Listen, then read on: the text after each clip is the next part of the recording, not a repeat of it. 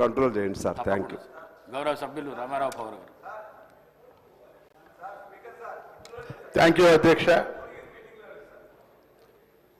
నాకు అవకాశం ఇచ్చిన దానికి. మా ముదోల్ నియోజకవర్గంలో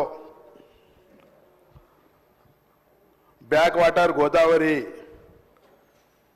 నీళ్లతోని బర్మేశ్వర్ లిఫ్ట్ ఇరిగేషన్ ఏదైతే 2013లో శాంక్షన్ అయి పాత గవర్నమెంట్లో 2019లో కంప్లీట్ అయింది. అది 80 కోట్ల ప్రాజెక్టు, దాదాపు 6,000 ఎకర్ ఆయకట్టు. ఇంతవరకు గత పాలకులు నెగ్లెక్ట్ వల్ల ట్రాన్స్ఫార్మర్స్, ఎలక్ట్రికల్ పెనాల్, అదే ఎలక్ట్రికల్ పెనాల్ బోర్డ్స్ అన్నీ దొంగతనమై అక్కడ లిఫ్ట్ ఇరిగేషన్ ఇంతవరకు చాలు కాలేదు. దయచేసి మీ ద్వారా ముత్తమన్నకు కోరుకుంటున్నాను, ఈ 6,000 ఎకరాల ఆయకట్టుకు మీరు తొందరగానే ట్రాన్స్ఫార్మర్స్ రిపేర్ చేపించి మా రైతులకు న్యాయం చేయాలని కోరుకుంటున్నాను.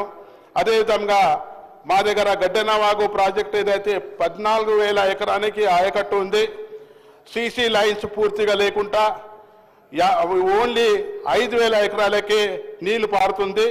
దయచేసి ఏదైతే సీసీ లైన్స్ 50 కోట్లతోని పూర్తిగా చేసి మా రైతు సోదరులకు న్యాయం చేయాలని కోరుకుంటున్నాను. అదేవిధంగా గోదావరి బ్యాక్ వాటర్లో 28 ప్యాకేజ్ దివంగత్ ముఖ్యమంత్రి రాజశేఖర్ రెడ్డి 2009లో ఇనాగ్రేషన్ చేశారు. ఆ ప్రాజెక్టు ఇంతవరకు పూర్తిగా కాలేదు. దాదాపు 50,000 ఎకరాలకు మా రైతు సోదరులకు న్యాయం అవుతుంది.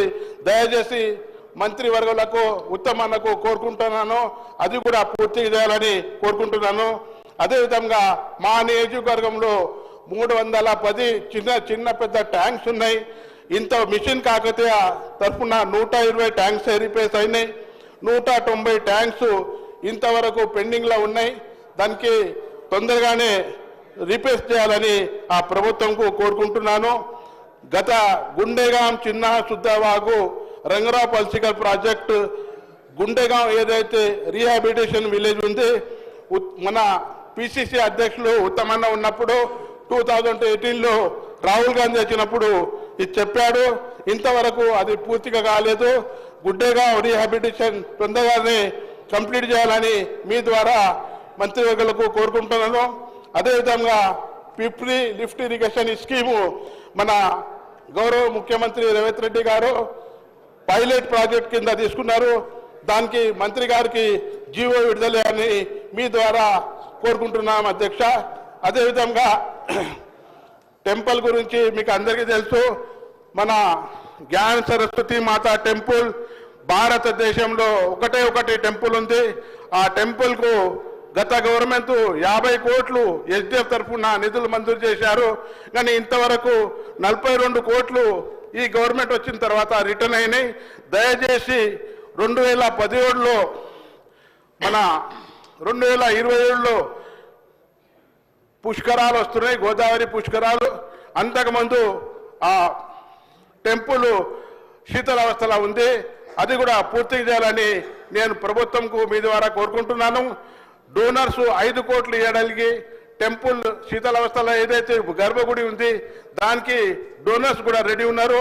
మన మంత్రివర్గులకు ముఖ్యమంత్రి గారికి మీ ద్వారా కోరుకుంటున్నాను, అది ఖచ్చితంగా డోనర్స్కు కూడా అలాట్మెంట్ చేయాలని కోరుకుంటున్నాను. అదేవిధంగా ఎడ్యుకేషన్ గురించి ఈరోజు మన గత ప్రభుత్వం 38 మెడికల్ కాలేజెస్ మన తెలంగాణలో వచ్చినాయని నిన్న చెప్పడం జరిగింది. కానీ మెడికల్ కాలేజ్ వచ్చిన తర్వాత కూడా బీఎస్సీ అగ్రికల్చర్ కాలేజ్ ఏదైతే ఉన్నాయి ఇంతవరకు 3-4 ఉన్నాయి. దయచేసి అగ్రికల్చర్ మినిస్టర్కు కోరుకుంటున్నాను, ప్రతి డిస్టిక్లో ఒక బీఎస్సీ అగ్రికల్చర్ ఇవ్వాలా. మా దగ్గర 60 ఎకరాల ల్యాండ్ రీసెర్చ్ సెంటర్ ఉంది. ఆ రీసెర్చ్ సెంటర్లో బీఎస్సీ అగ్రికల్చర్ ఓపెన్ చేస్తే అక్కడ ఇండస్ట్రీ లేవు. మా రైతు సోదరులు వ్యవసాయం పంట మీద ఆధారపడి ఉంటారు. దానికోసం ప్రభుత్వంకు మీ ద్వారా డిమాండ్ చేస్తున్నాము, మాకు బీఎస్సీ అగ్రికల్చర్ ఇవ్వాలని కోరుకుంటున్నాము.